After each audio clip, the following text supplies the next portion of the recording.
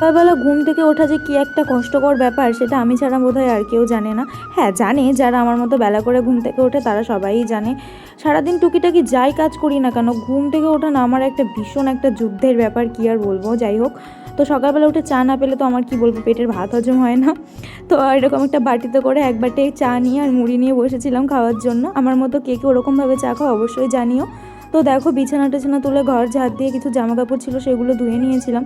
আর আজকে তো বৃহস্পতিবার, সেই জন্য সকাল সকাল ঘরটা ঝাড় দিয়ে মুছে তারপরে সকাল সকাল স্নান করে পুজো দিয়ে নিয়েছিলাম। তো তারপরে মা দুপুরে রান্না করেছিল মাছ আর চচ্চড়ি, তো সেটা দিয়ে ভাত খাওয়া দাওয়া করে বিকালবেলা একটুখানি টুকুস করে রেডি হয়ে গেছিলাম একটু ঘুরতে যাব বলে, মানে আমাদের এখানেই আশেপাশে।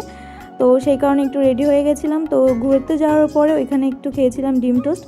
আর রাতেবেলা বাড়ি আসার পরে আজকে নিজের হাতে একটু রুটি করেছিলাম অনেক দিন পরে, তো ওটাই খেয়েছিলাম। নিজের হাতে রান্না করে খাওয়ার একটা মজাই আলাদা। তো আজকের মতো এইটুকু, দেখাবে পরের ভিডিও।